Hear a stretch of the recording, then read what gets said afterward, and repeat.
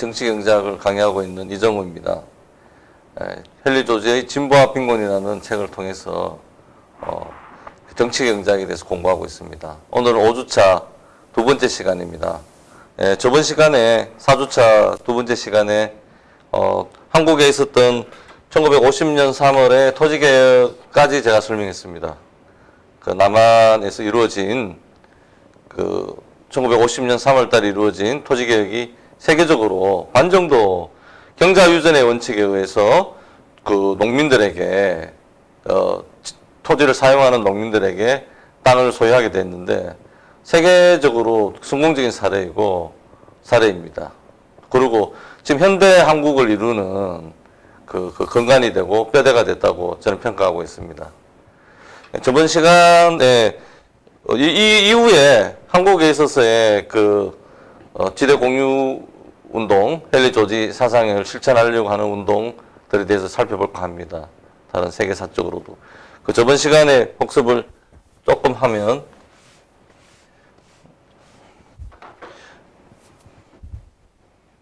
헨리 조지가 1879년에 진보와 빈곤이라는 1879년에 진보와 빈곤이라는 책을 쓰고 해결책을 제시했는데 이때 지구촌이라는 단어도 씁니다. 제가 지대 모델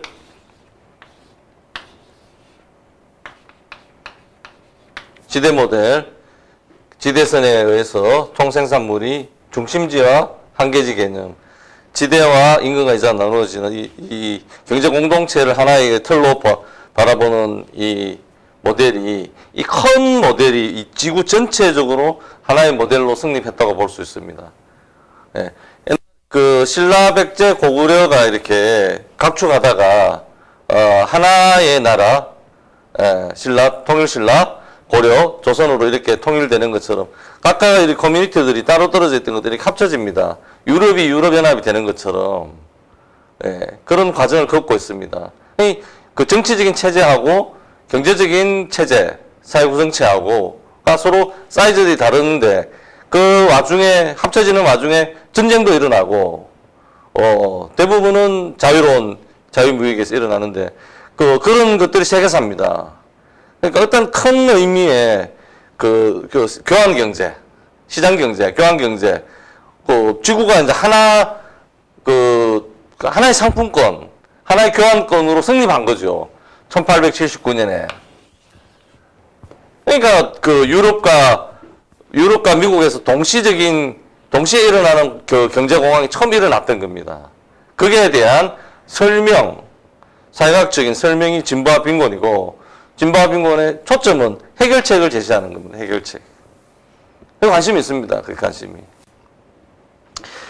그런데 크게 보면 이렇게 나눌 수 있습니다. 미국과 영국이 있고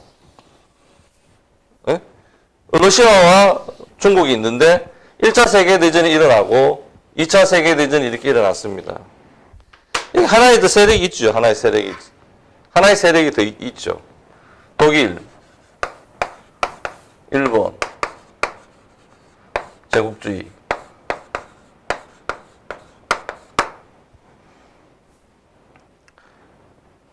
이게 세 개의 세력이라고 그러죠. 세계의 세국. 미국과 영국으로 대비되는 세력과 러시아와 중국은 오늘 제가 헨리 조지 따라가는 입장에서는 손문이 신의 혁명을 성공시켰고 러시아에서 톨스토이가 소설책만 쓴 게 아니라 지식인이고 러시아 사회의 큰 어떤 이론적인 걸 제공한 겁니다. 그럼 우리 헨리 조지식의 사회가 이 당시에 당대에 성립하지는 못했지만 1879년에 꺼져가는 사회주의에 불꽃을 땡겼다라고 나옵니다. 헨리 조지가 1879년에 진보와 빈곤을 서술한 다음에 영국과 유럽 각 나라, 영국, 아일랜드, 호주 각지에 다니면서 연설하고 또 그렇습니다. 세계적인 또 톨스토이나 손문 같은 그 사상의 지대 공유제 사회를 지향하는 사상의 신봉자들이 생기고 실천자들이 생긴 겁니다. 이 당시에 큰 영향을 미쳤습니다. 네. 그런데 미국과 영국은 또 지금까지 이렇게 어떻게 보면 현실적으로 그런 지대 공유제 사회가 되지는 못했지만 그런 것들이 조금은 반영되는 사회이고, 러시아와 중국은 확 돌아서서 1차 세계대전, 2차 세계전을 통해서 공산화가 됐습니다. 공산주의. 막스주의.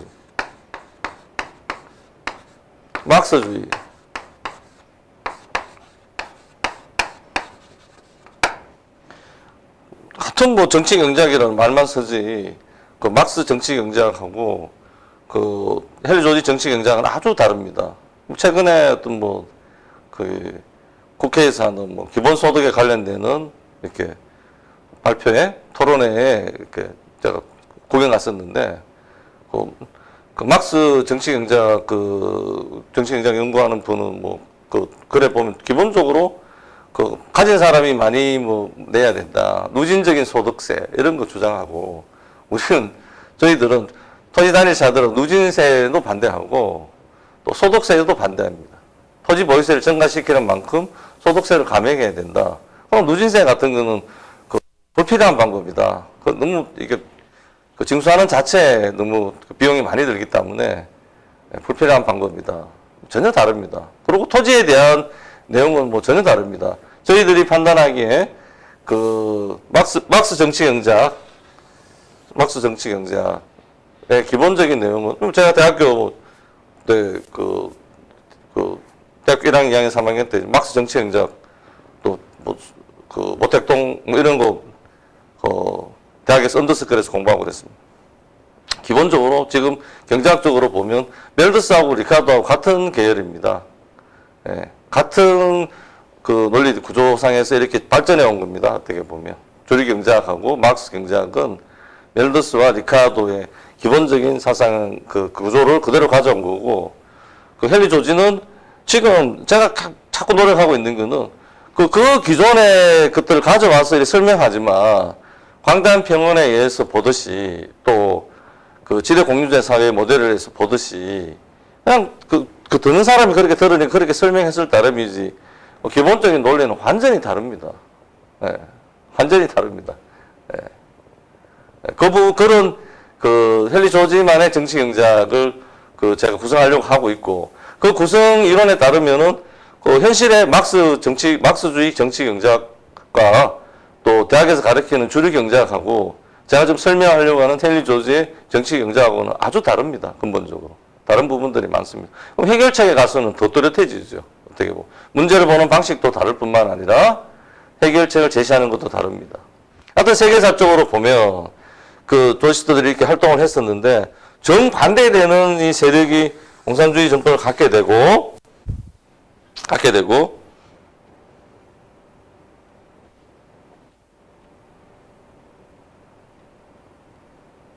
네. 중국에서는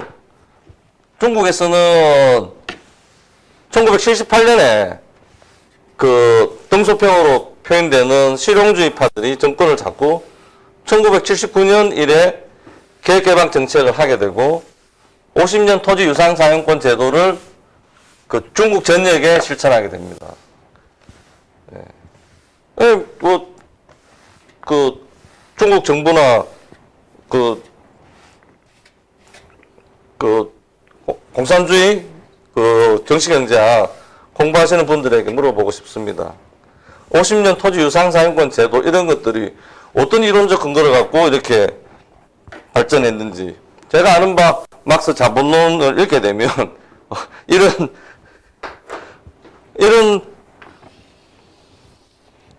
50년 토지 유상 사용권 제도라는 거, 이런 거는 나올 수가 없습니다. 이게 근거가 없습니다. 당연히 토지에서 발생하는 지대를 매년 지대를 생산물로 실현되는 50년간의 그 지대를 시간적으로 할인해서 한꺼번에 받는 전세 제도 같은 거거든요. 50년간의 전세 그 토지 임대료를 계산해서 그걸 한꺼번에 받는 제도거든요. 예. 뭐 지대 자체를 뭐 불로소득이라느니, 예?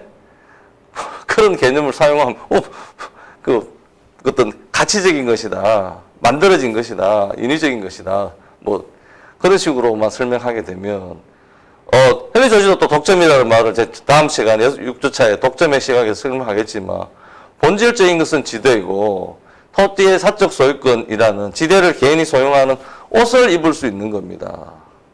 독점의 옷을 입을 수 있는 겁니다. 토지가. 예.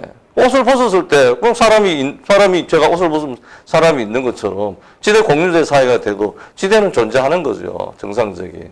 토지 사용자는 지대를 사회에 납부하고 그 지대를 생산물의 일부로 실현시켜야 되는 겁니다. 먼저 납부하고 생산물 마이너스 지대 더하기 임금과 이자라는 게 그런 뜻입니다. 그건 어느 사회에서나 교환 경제를 하게 되면 우리가 이 지구상에서 살고 있는 이상 그렇게 사유유지 경비를 그런 식으로 토지의 사용 대가로 조달할 수밖에 없다라는 겁니다. 그런 그 몸의 본질을 두고 그 지대 자체를 개인이 사유하는 토지 사적 소유권 제도라는 것들이 생길 수 있고 그런 옷을 입을 수 있고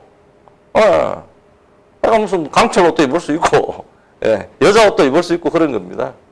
예, 독점에는 옷을 입을 수 있는 거지. 독점 자체에만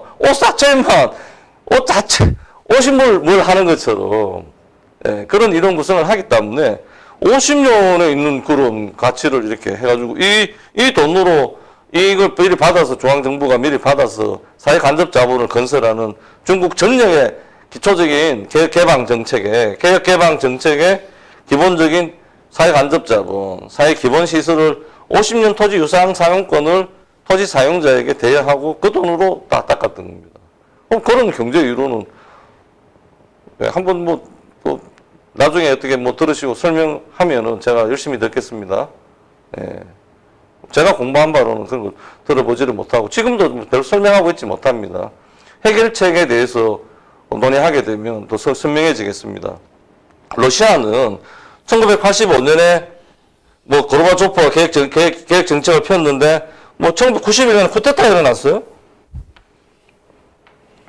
저희 조지스트들이 이 쿠데타 이전에 고르바초프 계획 정책 이후에 우리 톨스토이의 전통이 있습니다. 톨스토이 사라진 거 아닙니다. 예. 당연히 러시아는 굉장히 큰 나라고 어떤 지방 정부 차원에서 자연스러운 제도입니다. 사회에 사회 간접 자본을 건설하거나 사회 유지 비용을 마련하는데 토지 사용료를 러시아 중국이 공산화되어 있기 때문에 어떻든 간에 광대한 토지가 그 국공유지이기 때문에 국가가 소유하고 있기 때문에 계획개방을 하게 될 때 어떤 정부에서 개발 비용을 조달하기 위해서 토지의 사용권을 사용자에게 주고 그 돈으로 사회 간접 자본을 건설하려고 하는 것은 아주 자연스러운 방식이고 보편적인 방식입니다. 그럼 지방 정부에서 오해 차원에서 그런 일들이 있었는데 우리 조지스트들의 주장이기도 합니다. 그런 일들이 있었는데 쿠데타가 일어났어요. 쿠데타가 일어나서 그 오해에 모여있던 그 개혁 개방 정책의 여러 가지 그 삭들을 하루아침에 잘라버리고 엘친이 집권하게 된 겁니다. 이때 이후로는 1991년 쿠데타 이후로는 지금 우리가 아는 러시아 제국주의 비슷하기도 하고 또 1879년 그 이전에 미국 비슷하기도 한 강력한 토지 사적 소유권 제도 국가가 됐습니다. 제왕적인 국가 권력이나 어떻게 보면 국가 권력과 대주주들이 그 토지의 지대를 관리하고 취득하는 그런 전형적인 그 토지의 사적 소유권 제도 1879년 미국 비슷합니다. 제가 보기에는 그런 러시아는 됐고 그 중국은 돌출해서 1979년에 50년 토지 유상 사용권 제도라는 동소평 1924년 그 국공합작 이래로 그 러시아의 모스크바에 설치되어 있던 중산대학 손문의 호구입니다. 중산대학에서 공부하고 중국으로 기고했던 실용주의자 등소평이 홍콩의 그 경제 번영에 대해서 관심이 많았던 우연히 100년간 빌려 쓰고 있기 때문에 영구적인 토지 소유권이 작동할 수 없었던 홍콩에 대해 관심 많았던 덩소평이 집권하자마자 1978 집권하자마자 1979년 이래 50년 토지 유상 사용권 제도를 하고 있는 겁니다. 크게 보면 그렇습니다. 우리 헨리 조지 크게 보면 미국과 영국과 러시아와 중국이 1800년 후반기에 헨리 조지 사상은 전부 다 퍼져 있었고 미국과 영국은 타협한 현실적인 정책으로 가고 전쟁에 승리했고 일본과 독일 제국주의 그게 제일 맞섰던 나라가 3.1 운동을 펼쳤던 한국이지요. 그것도 세계사적인 사건입니다. 그런 강력한 제국주의 세력에 일반 민중들이 이렇게 죽음을 무릅쓰고 맞선 사태가 없습니다. 그건 왜 그랬을까요? 이런 것들이 남아있는 제가 6번째, 7번째 강의하게 될 때 한국의 토지 공유의 전통, 한국이란 나라가 어떤 나라인가, 왜 자연법인가, 지대를 사유이주 비용으로 사용하는 것이 왜 자연법인가, 그 자연법에 어긋나는 데 저항하는 거죠. 저는 그렇게 해석하고 있습니다. 하여튼, 러시아와 중국은 갑자기 어떤 공산주의 막스 세력이 경제 유전의 원칙에 의해서 토지 등기부 등본 나눠주는 형태로 했는데, 그 이후에, 이 앞에 하나의 사건들이 있죠. 이 앞에 사건들이 있죠. 이런 계획개발이 일어나기 전에 막수주의식 경제 개발을 했는데, 협동농장, 인민공사, 토지만 공유하는 생산수단 자체, 자본, 저희들은 시간 이런 거예요.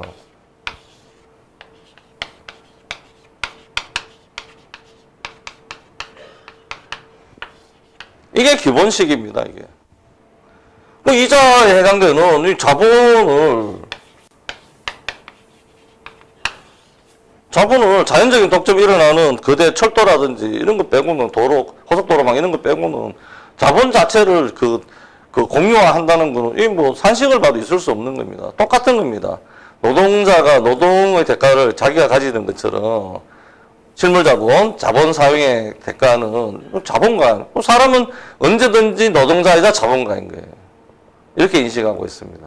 그러니까 자본 자체를 아무리 후진 농업 경제 하에서라도 농사인 도구인 가축이나 농사 도구라든지 씨앗이라든지 품질을 경영하기 위한 여러 가지 시설이라든지 이런 것들을 집단 농장화하고 개인의 어떤 창의성을 없앤다는 것은 있을 수 없는 일이죠. 그거는 원시 사회로 돌아가자. 이론적으로 아무 의미가 없는 겁니다. 그거는 어떤 의미도 없는 겁니다.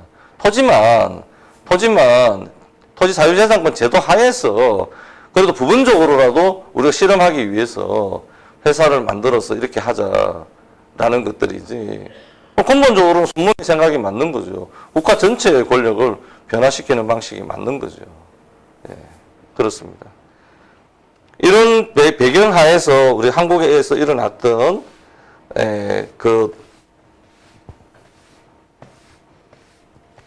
토지에 대한 토지 공유에 대한 몇 가지 관점들을 설명하겠습니다.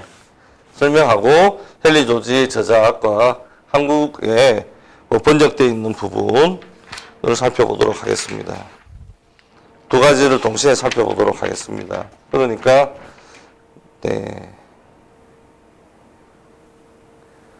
이게 헨리 조지의 저서 및 한글 번역본인데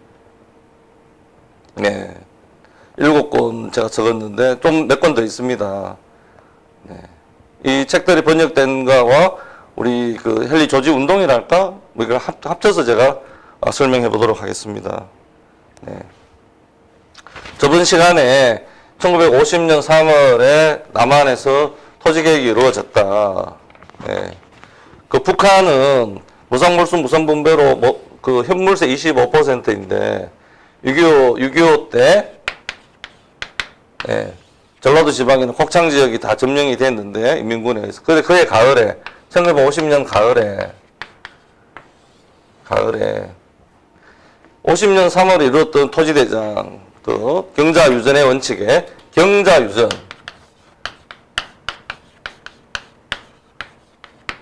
농업의 실질적인 토지 사용자가 땅을 소유하는 그런 대원칙에 의한 그 1950년 3월에 토지 개혁이 남한에서 이루어졌다. 북한에서는 내려와서 흰물에서 25% 걷으려고 노무원리 원칙대로 막 걷는데 농민들이 반발하게 된 거죠.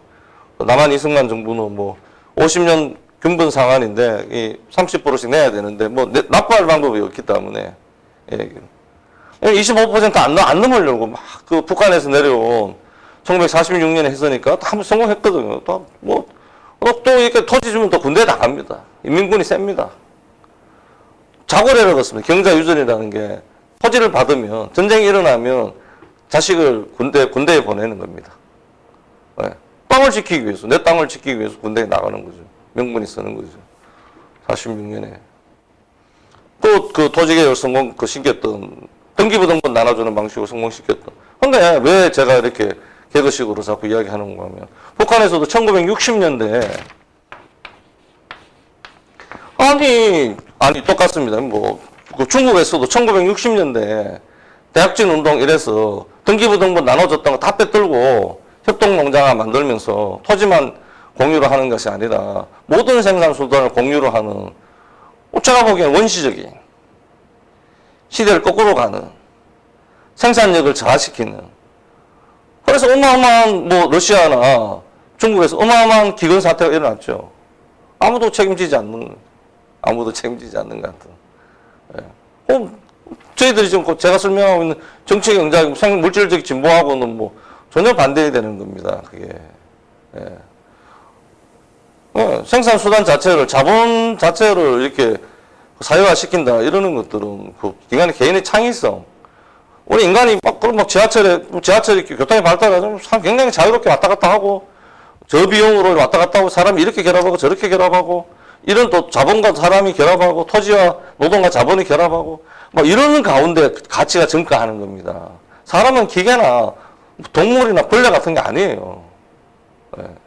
무슨 소련 같은 데 보면 이렇게 이동거리를 줄이기 위해서 공장을 만들면 그 옆에 아파트 짓고 학교 짓고 이렇게 다 그런 식의 부분적으로 보면 굉장히 효율이 있는 것 같지만 그렇지 않습니다. 그게. 예. 그 운송비 줄이려고 예. 공장 그러면 1층에 공장 2층에는 이런 식으로 하는 그 시스템하고 같은 거죠. 지금 현대 사회가 이렇게 막 굉장히 우리 낭비적인 것 같지만 예? 지하철 사람만 다니는데 어떻게 이렇게 돈을 많이 쓰는가 이러지만 사람의 노동 자체가 그런 거예요. 인간의 어떤 서로 다른 개성들 여러 가지 이것도 베리에이션 여러 가지 조합의 그 결합이라는 게 노동입니다. 그걸 해야지 증가된 가치가 생기죠. 네. 그럼 반대로 돌아가는 거죠. 그걸 획일화 시켜버리고 인간의 자유를 억압하게 되죠. 그런 것들이 북한에서도 당연히 토지 등기부 등본을 46년 3월 달에 이루어진 거는 토지 등기부 등본을 나눠주는 거예요. 다른 거 아닙니다. 근데 1960년대에 와서는 그거 다 무효로 하고 협동농장 체제로 가면서 생산력이 후퇴하게 되는 과정을 겪게 됩니다. 예, 좀 속도를 내겠습니다. 남한을 보겠습니다. 어떻든 간에 남한에서는 1950년에 토지개혁이 이루어지고 또 미국 유엔이 참전해서 전쟁에 6.25 전쟁에 이기게 됐습니다. 전쟁이 끝난 다음에 5년 균분 상한이라는 게 이게 지금도 이렇게 아리까리 합니다. 이게 지금 다 내신 분도 있고 덜 내신 분도 있고 안 내신 분도 있고 그렇지만 1950년 3월 달 기준으로 거의 반 정도 이상의 일본인 부재지주들의 땅이 있었기 때문에 또 지주들에게 줄 수 있는 공장, 일본인 소유 공장 같은 게 있었기 때문에 또 북한이 내려와서 인민군이 내려와서 이런 조건을 제시했기 때문에 예, 그런 여러 가지 강력 폭력적인 것들은 이런 것들이 합쳐져 가지고 어부지리로 어떻게 보면 한 반 정도의 토지가 사용자에게 가고 그 힘이 우리 아버지 세대 아이들 저도 6남매인데 애들 5명, 6명씩 낳게 되는 지금 결혼하지 못하고 결혼한 사람 아기를 낳지 못합니다. 아주 단순합니다. 예. 언제나 현재의 시점에서 그 경제 상태를 보게 되면, 예, 그렇습니다. 예, 그걸 지나서, 토지개혁 성공적이 지나서 1960년에 4.19 혁명이 일어납니다.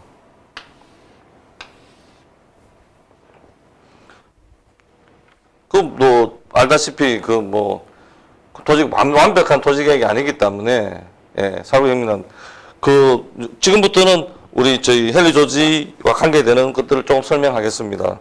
이 책이, 이 한문투로 되어 있는 진보합인권 1961년 4월달, 네, 3월달, 4월달에 완역되어 있는 3월입니다. 3월. 61년 3월 1일. 3월달이네요. 3월달. 61년 3월에 속도를 내야 됩니다. 연세대학교 경제학과에서 발행된 진보합변론에 대한 600페이지에 이르는 완역본입니다. 근데 이 책에 보면, 앞에 보면 이게, 불온 간행물 관리번호 8731번, 서울대학교 도서관. 서울대학교 도서관에 보관되어 있는, 불온 간행물 관리번호 8731번이라는 책을 복사한 책입니다. 영인한 책입니다. 서울대 지리학과 대학원에서 자기들이 스터디 한다고 복사했었는데, 그걸 자기들 공부는 안 하고 가지고 있다가 제가 헨리 조지 공부한다니까 우연히 이제 이렇게 구하게 된 책입니다. 이 책이 왜 불온문사가 되고 이렇게 되는가 하면 61년에 군사 쿠데타가 일어났죠. 제가 저번에 책명이라고 잘못 말해가지고, 예, 아닙니다. 5.16 군사 쿠데타가 일어나서, 이 3월 달에 해가지고 이 책에 이게 관려야 되는데, 여러 가지 서적을 찾아봐도 이렇게 보관 중에 불이 탔다. 도매상에 이렇게 보관하고 있다가 불이 타가지고 다 타버렸다. 그러고 진보도 있고 빈곤도 있고 두 가지 다 있기 때문에 5.16 군사 정권에 의해서 불온 간행물이 된 겁니다. 그래서 도서관에 몇 부 남고 번역한 분들 연세대학교 이런 데 좀 나누어 가지고 책이 대중에게 보급되지 못한 채로 5.16 군사 쿠데타를 맞게 됐습니다. 이 책이 번역된 데는 제가 기록에서 딱 말씀드리면 맥스웰 부인이라고 미국 원조 공보처인가 하던 조이스도 있습니다. 여자분인데 부부가 같이 한국에 와서 근무하고 있었는데 미국인이고 그분이 이 진보합 빈곤을 책을 번역하는데 굉장히 많이 노력을 했고 또 연세대학교 총장인 백낙천 박사와 협력해서 연세대학교 경제학과에서 장참석이라는 석사학위 과정에 있는 분이 4.19 혁명의 산물이죠. 1년간 번역해서 3월 달에 나왔습니다. 헨리 조지 협회가 구성이 됐고, 헨리 조지 협회의 첫 작품으로, 진보합 빈곤, 저희들의 이렇게 교과서 같은, 하여튼, 핵심되는 책이 완역이 돼서 나왔습니다. 그리고 이렇게 책이 보급이 되지 못하고 이제 묻혀진 책이 돼버리고 또 이렇게 또 알다시피 현재 지내가다가 1988년 이때도 군사 정권이죠. 전두환 노태우 군사 정권일 때 이때 토지 폭등이 일어나게 됩니다. 토지 폭등이 일어나서 거기에 대한 어떤 대책으로 토지 공개념이라는 게 나왔고 여기에서 이제 산물의 공시지까지도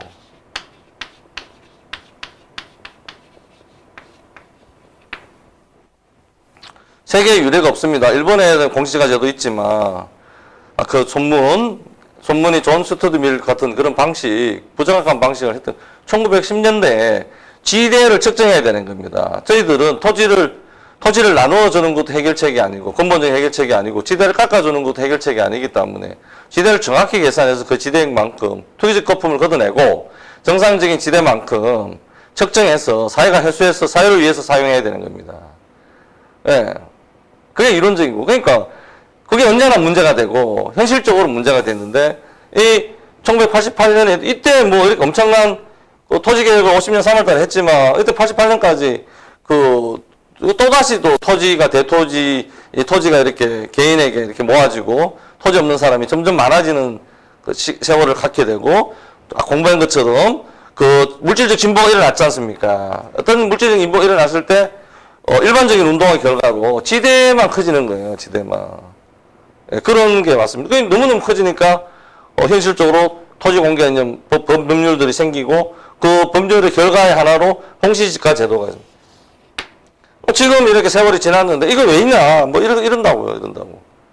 예. 근데 우리들이 주장하기에 지대를 사용하는 방식으로 토지 가격 곱하기 어떤 일률적인 계산, 기본소득을 실천하려고 그러면 재원이 있어야 되는데 토지 가격에 일률적인 세율을 노진세 필요 없습니다.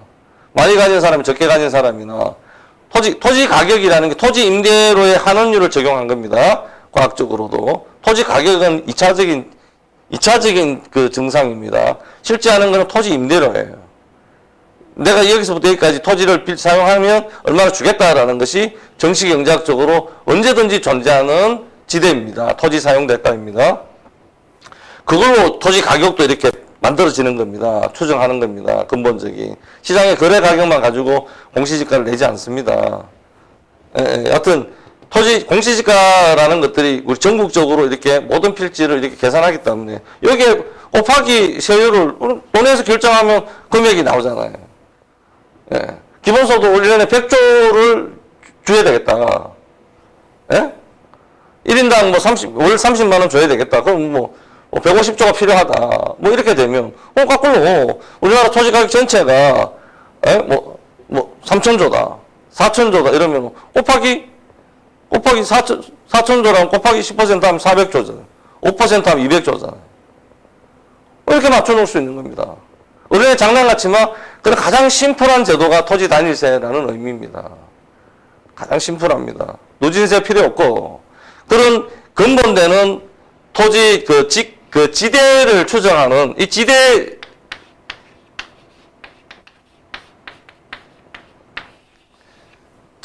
계산하는 제도입니다. 단순한 이 공시지가라 이런 게 단순한 토지 가격이 아닙니다. 네.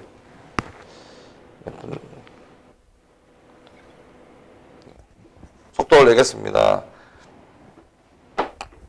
이런 큰 부산물이 생겼고, 그 다음에 1997년에 IMF 사태라는 게 생겼습니다. IMF 사태.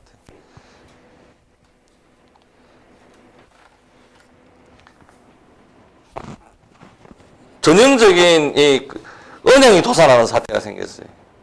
경제 불황이 오고, 어마어마한 사태가 생겼죠. 이때 우리 생산의 한계가 말레이시아나 인도네시아까지 가 있는, 인도네시아에서 우리 1970년대에 있었던 그런 토지 거품, 버블, 부동산 투기 일어났는데 한국은행이 거기에 투자를 하게 되고, 거기에서, 너무 과도하게 토지 열풍이 불어가지고 건설회사가 도산하고 이러는 바람에 생산 중단이 일어나게 된 거예요. 거기 투자했던 한국계 은행이 도산하게 되고. 근데 우리 사회 자체가 버블이 생겨서 꺼진 건 아닙니다. 우리 한국 사회 자체 내에서도 토지 개혁의 위력이 약해지는 점점점 부재지주들이 늘어나고 지대를 개인이 가지는 게 당연시되는 그런 사회로 가면서 안에 거품들이 찌어져 있던 것이 합쳐져 가지고 경제 불황이 왔던 거죠. 지금 와서 보면. 그런데 제가 이런 소논문을 썼는데 IMF 사태와 토지 가격 급락과의 관계, 경제 불황의 근본 원인은 무엇인가? 지금 제가 강의하고 있는 게 이게 기본적인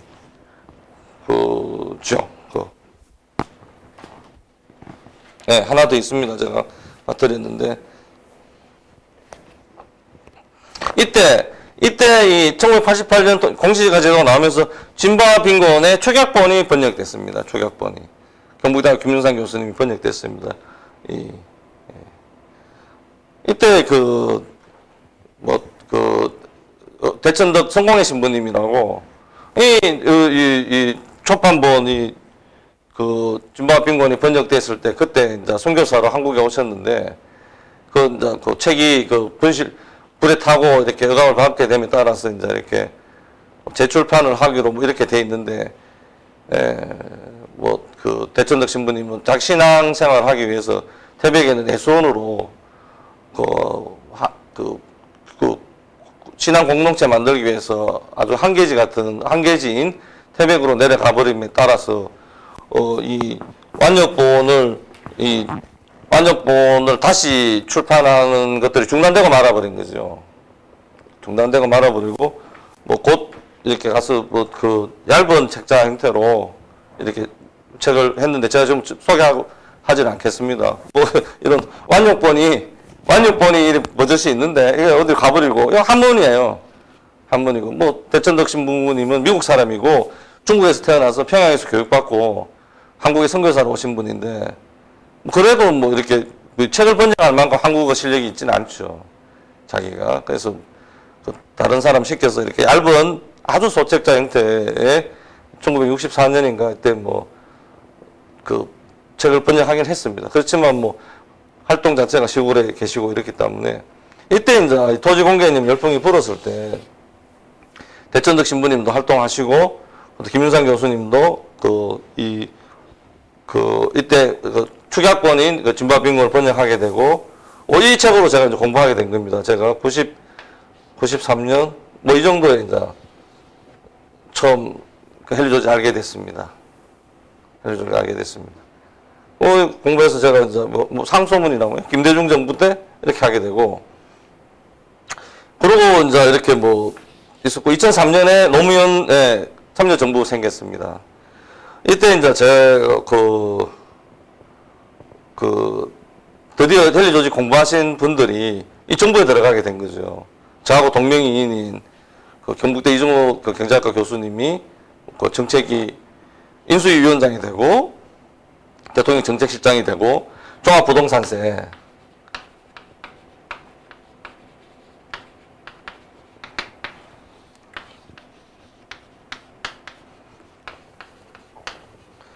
토지 보유세를 하려고 이게 정부에 들어가서 이렇게 했던 분들이 휙 날라와서 2018년 문재인 정부에 그때 일하셨던 분들이 대부분 가 있습니다. 근데 이게 제가 뭐 다시 이런 강의를 못할 수도 있겠다 이런 생각이 들기도 하지만 참 뭐 그렇습니다. 하여튼 제가 이렇게 지금 설명하는 것들이 다 문헌에 근거한 거고 우리 도시스터들이 숫자도 작고 약하지만 그렇습니다. 그리고 또 인간이기 때문에 능력의 한계도 있고 또 이해하는 폭도 다를 수 있습니다. 그렇습니다. 하여튼 뭐 제가 실천한 바 위주로 당장 비판하기보다는 제가 실천한 바 위주로 말해야 되겠다 이렇게 지금 생각하고 있습니다. 하여튼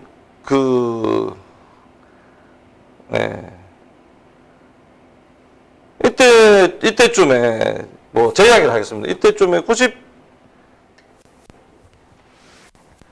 제 이야기를 하겠습니다. 제 이야기를 하면 뭐 누구를 비판하는 것도 아니고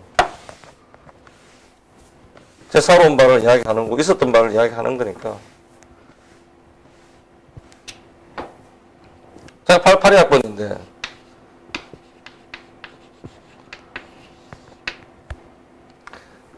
파리학번에 지리학과를 갔는데 이 1879년에 있었던 1979년 50년 토지 유상사용권 제도는 들어보지도 못했습니다. 이때쯤 1996년 7년 6년 7년 뭐 이때 처음 알게 됐습니다.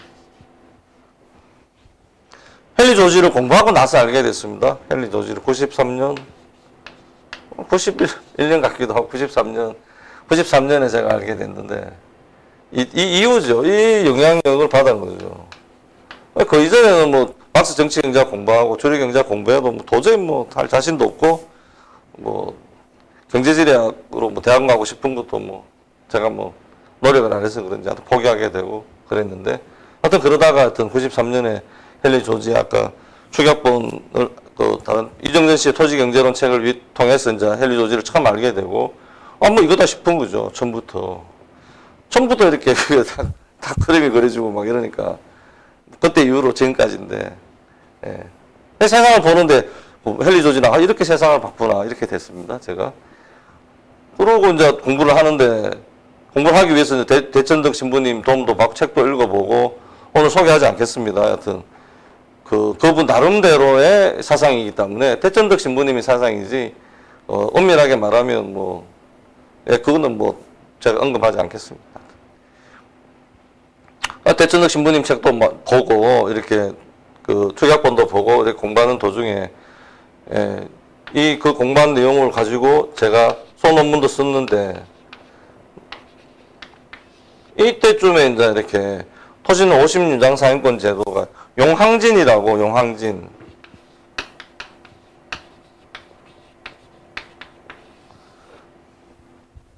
용항진이라고 어제 제가 검색해 보니까 상해가 있는 절강성에 있는 온주시의 한 지방인데 용항진에서 50년 토지 유상 사용권 제도를 도입해서 어촌에서 근대적인 소도시, 중소도시로 발전하는 제가 저번에 설명드린 거는 더 밑에 있는 그 광동성에 있는 홍콩 옆에 있는 심천특구고요.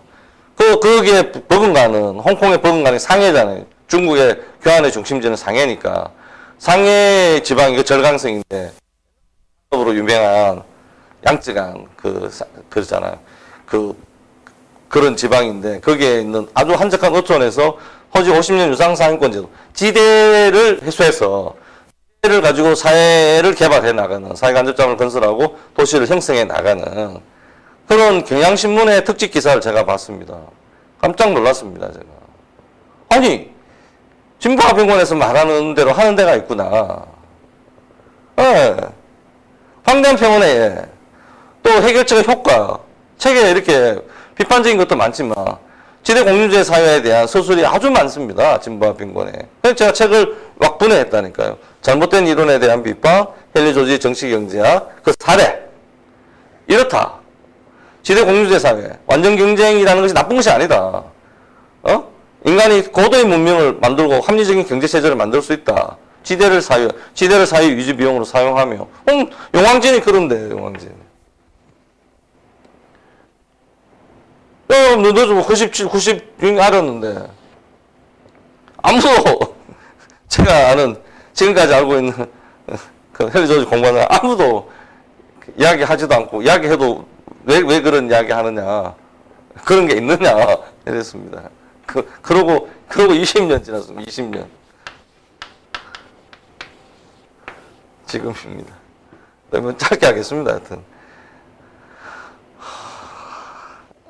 그러고 이제 참여정부, 노무현 정부가 들어섰을 때,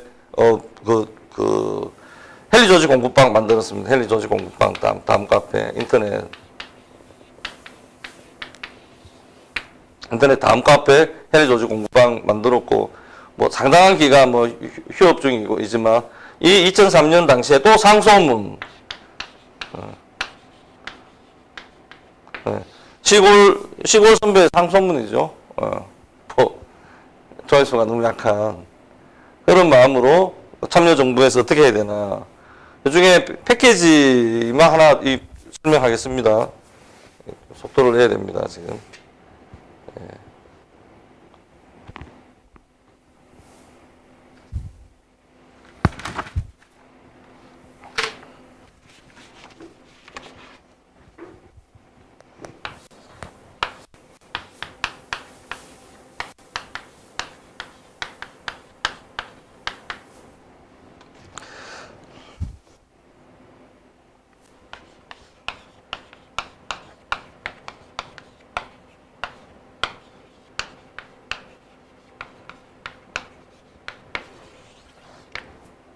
또 1시간 넘어가겠는데 속도를 내겠습니다. 토지 단일세, 토지 보유세 정액에 관한 노무현 정부 들어섰을 때 저도 인터넷에 글을 쓰고 열심히 썼습니다.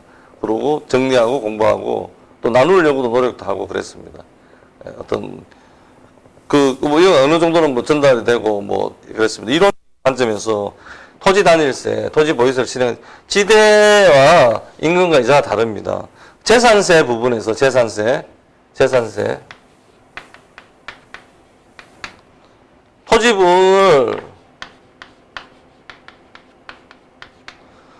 토지분을 증액시키는 만큼 건물분을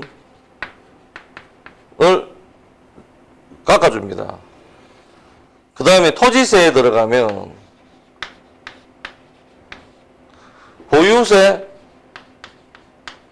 증액하는 만큼 거래세를 깝니다. 거래세를 낮춥니다. 토지 보유세가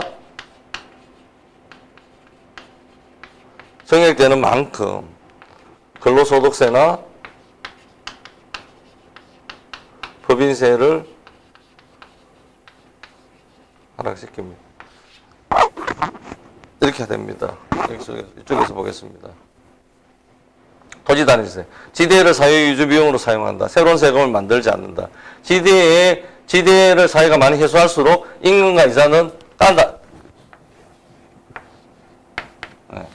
지대를 사유유지 비용으로 정액하는 만큼 임금과 이자는 감액한다. 이게 헨리 조지 우리 정치경제학의 기본 공식입니다. 산식이고 토지단일세 해결책입니다. 해결책. 지금 현실에서 문제를 해결해 나가는 방향입니다. 각종의 세금이 기존의 세금들이 있습니다. 재산세 있습니다. 재산세에서 토지분 재산세를 증액시키는 만큼 건물분 재산세를 낮추어 줍니다. 미국의 피츠버그시에서 도시 재개발하는데 이런 단순한 어린애 장난 같은 이런 제도를 실제로 시행했는데 그 재개발이 많이 이루어진 겁니다. 지금 인구 감소나 인구 정체 상태에서 도시에 낙후된 것들을 재개발하는데 큰 암초들이 생겼습니다. 빈집이 생기고 막 집을 버리고 도망가고 없어지는 사람들이 막 생기는, 빈집이 너무 많아지는 거예요. 재개발하는데 옛날보다 막 토지 가격이 상승할 때보다 굉장히 어려워지는 거예요. 이럴 때 지방자치정부에서 피츠버그시에서 그렇게 한 겁니다. 피츠버그시 미국에 있는 재산세 중에 토지분 재산세를 증액시키는 만큼 건물분 재산세를 하락시키는 것만으로도 토지가 개발된다는 거죠. 아무 해가 없다는 거죠. 그 다음에 토지세 안에 들어오면 지금 토지세 있습니다. 보유세를 증액시키는 만큼 거래세를 낮추는 겁니다. 따로따로 하는 건 되지 않습니다. 따로따로. 거래세 따로 보유세 따로 이렇게 하면 패키지. 이걸 전체를 패키지형 조세개혁. 토지에 관련된 조세개혁이라고 저희들 이름 붙였고 토지 단일세라는 게 그런 패키지 개념입니다. 예. 지대와 임금과 이자를 연동시키는 생산물 마이너스 지대 이꼴 임금 이자라는 것들이 토지 단일세입니다. 따로 떨어지고 이렇게 가면 안 됩니다. 토지세 안에서 보유세를 증액시키는 만큼 거래세를 낮추는 겁니다. 이런 토지 사용이 합리화됩니다. 전체적으로 볼 때 토지 보유세를 증액시키는 만큼 근로소득세나 법인세를 의회나 여러 가지 어떤 논의기구를 민주적인 논의기구를 통해서 우선순위를 정해서 감액을 시키는 겁니다. 토지 보유세도 마찬가지죠. 의회를 통해서 점진적으로 증액시키는 거죠. 전체를 합하면 지대를 증액시키는 만큼, 지대를 사유유지 비용으로 사용한 만큼 이쪽에 있는 임금과 노동과 자본에 대한 부담을 덜어주는 겁니다. 연동되는 겁니다. 이게 토지 단일세를 현실에 적용하는 겁니다. 이걸 노무현 정부 때 저희들이 인터넷이나 여러 가지 사업을 이렇게 전달하려고 애썼습니다. 네.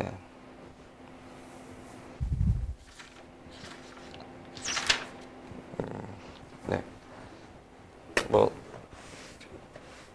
그러고 지금 이제 2018년인데요. 2018년에는 제가 지금 다 합쳐서 이 상소문을 누구한테 쓰는지 모르겠어요. 상소문. 이때는 책자, 이때는 밤 카페, 요번에 유튜브입니다. 유튜브. 네. 지대를 사회유지 비용으로 사용하는 것이 근본적인 문제 해결책이다라는 걸 유튜브고, 주제는 지금 2018년에는 제가 보니까 기본소득이네요. 기본소득. 너무 지대선에 압박이 돼가지고 기본소득을 그 정상적인 지대선과 현실에 더 낮아져 있는 지대선 그 차액만큼 1차적으로 기본소득으로 지대를 사회화해서 기본소득으로 지급하는 게 타당하다. 그 범위를 정상적인 지대선을 넓히는 부분에 대해서는 다른 더 심도 있는 논의가 필요하다. 뭐 이런 정도까지 지금 설명드릴 수 있겠습니다.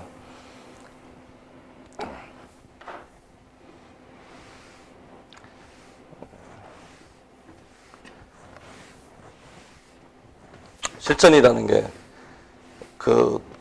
언제나 할 수 있는 바를 하는 겁니다. 또 유튜브라는 게 생겨서 이렇게 또 좋은 지금 환경에서 이렇게 제가 뭐 헨리 조지의 정치 경작에 대해서 이때 설명할 수 있는 것만으로도 다행스럽기도 합니다. 하여튼 이거는 여기서 그만두고 좀 더 설명하겠습니다. 헨리 조지의 저서 및 한글 번역본에 대해서 제가 설명하고 이번 시간을 마치겠습니다. 헨리 조지의 진보와 빈곤은 1879년에 써 있고 뭐 어마어마한 책입니다. 제가 다음 강의 시간에는 독점, 현실이죠, 현실. 지금 자유경쟁 상태에서 지대 공유제 사회에 사용될 헨리 조지의 정치경제학, 진짜 정치경제학에 대해서 논점, 기준을 마련하기 위해서 그렇게 한 것입니다. 현실은 그렇지 않을 수 있고, 전쟁이, 그 이후 전쟁이 일어났는데요. 전쟁을 뭐 막지도 못하고, 무방비 상태로 전쟁에 휩쓸려 가는 건데, 그런 부분에 대한 그 뒷부분에 설명도 있습니다.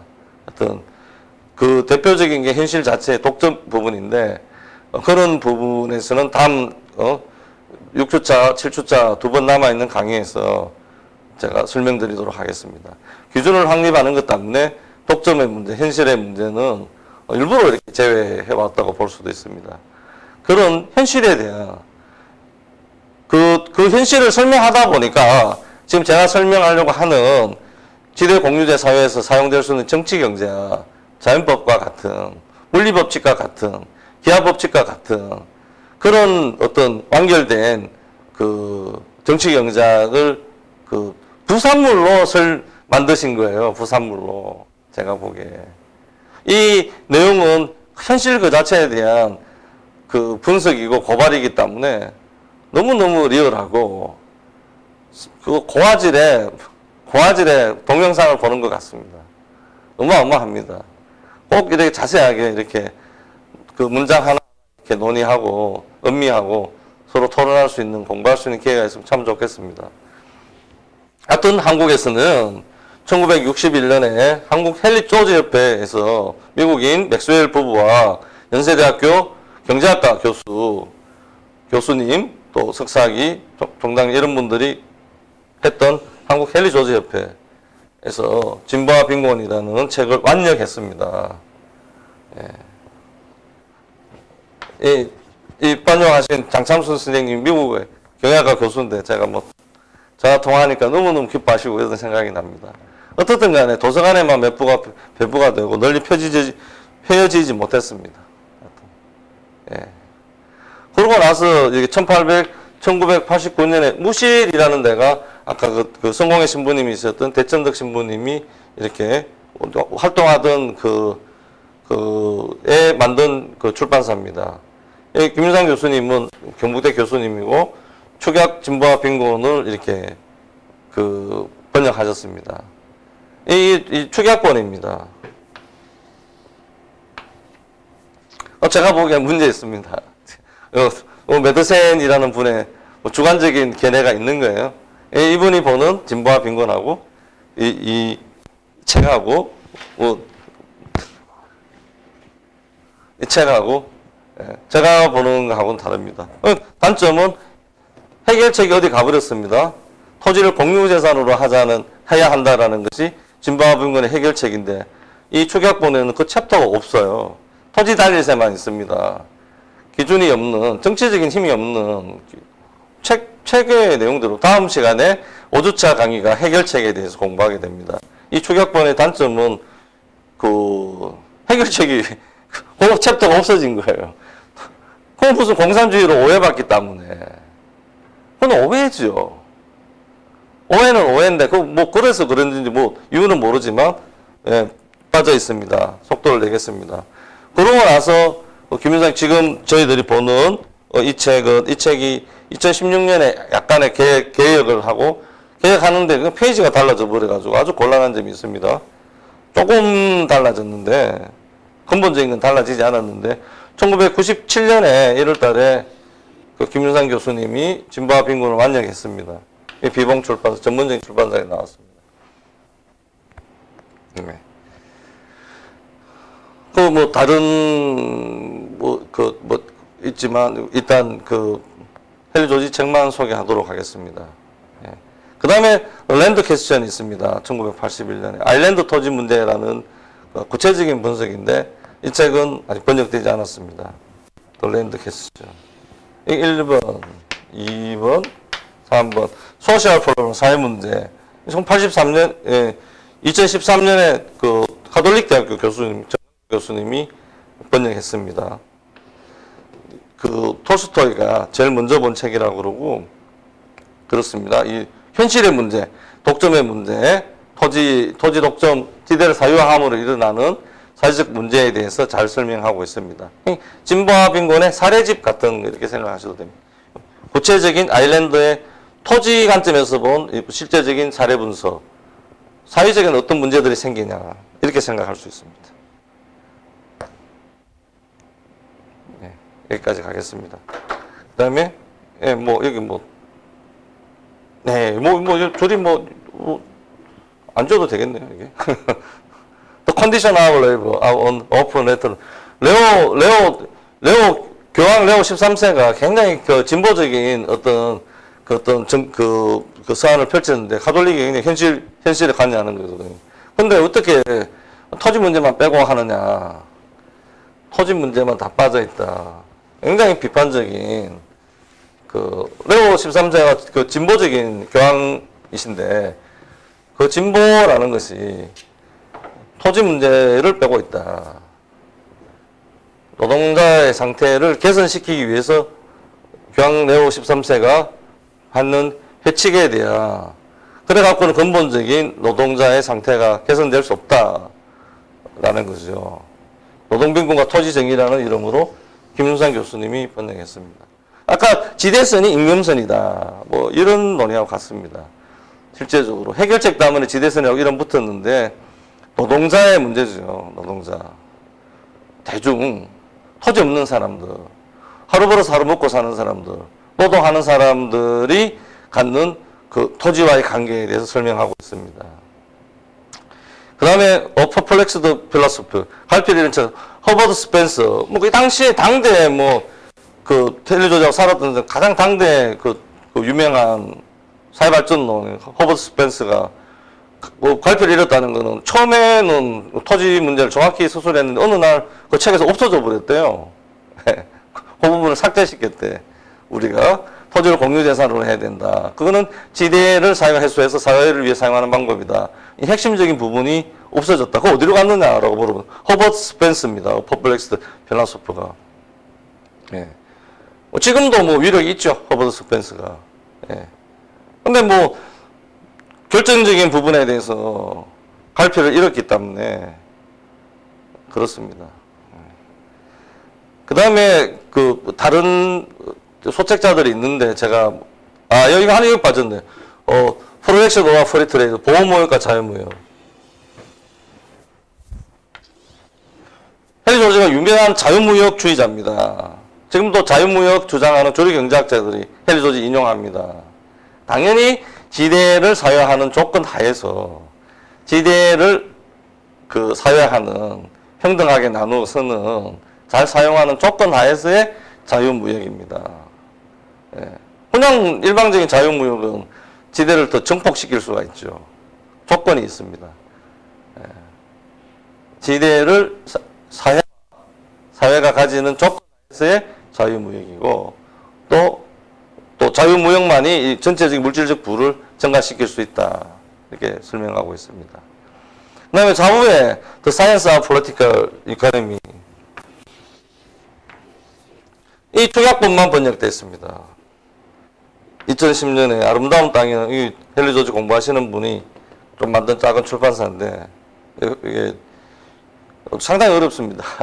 이게 시간 뭐 화폐 이런 게 나오는데 그 원본은 이렇게 또 600페이지인데 뭐 정말 힘듭니다. 하여튼 그게 그 명어의 문제가 아니라 그 사상 체계의 문제이고 진보와 빈곤은 굉장히 그 실제 현실 자체의 사례를 들고 설명하고 있기 때문에 오해도 하지만 이해하기가 어떻게 보면 쉬운데 오해도 할 수 있어요. 너무 현실에 붙어 있으니까. 저는 약간 떨어져서 지대 공유제사에 있는 헨리 조지 정치경장만을 추상화시키자라고 약간 노력하는 거고요. 이 정치경장은 완전히 추상화되어 있기 때문에 개념 하나하나가 상당히 어렵고 독특한 시각을 갖고 있습니다. 포기하지 않고 있고 이 다른 공부를 통해서 다른 공부가 더 많아지고 또 스터디들이 더 많아졌을 때 능력이 더 풍부해졌을 때 이 책의 정치경장의 책 원본에 대해서 번역이 아니라 이해할 수 있지 않을까 이런 생각합니다. 세상 그 자체에 대해서 하셨기 때문에 또 진보와 빈곤을 쓰고 많은 사람들이 설명했는데 어렵다. 너무 이렇게 어렵다. 제가 설명드린 건 사회 전체적인 시각이라는 것은 개인이 가지기가 굉장히 힘들구나. 또 개념 자체가 중심지 한계지. 헨리 조지 책에서는 중심지라는 개념 쓰지 않지만 한계지라는 말 자체가 중심 한계지 세트거든요.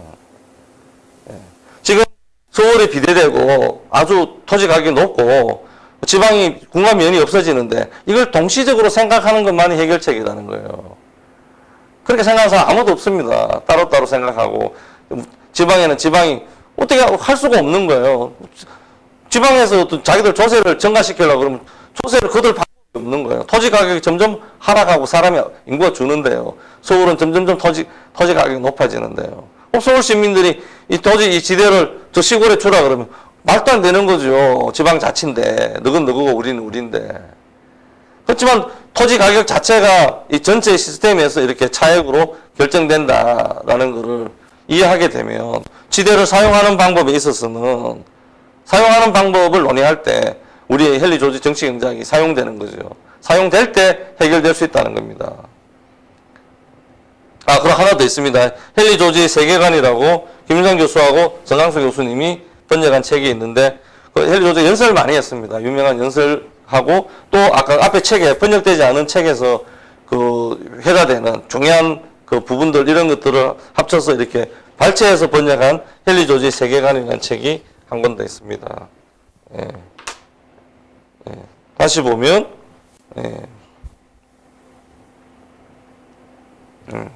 1번, 2번, 3번,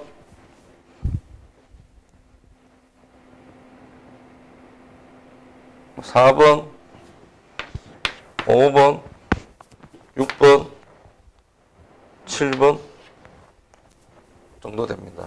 7건. 요 뒤에 또 있습니다. 네, 여기까지입니다. 지금 이게 기본소득을 통해서 이제 이렇게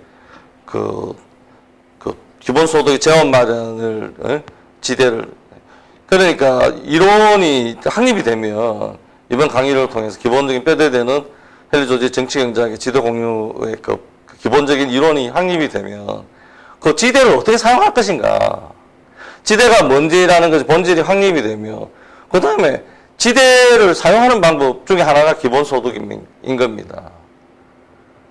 여러 가지 방법이 있는데 그 중에 실제적인 지대선이 너무 내려와 있으니까 정상적인 지대선과 실제적인 지대선 그 사이의 차액만큼은 기본소득으로 하는 게 무조건 타당하다 이론적으로. 정상적인 지대선까지 임금을 올리는 방식으로는 기본소득이 괜찮은 방법이다. 이런 시각이 있습니다.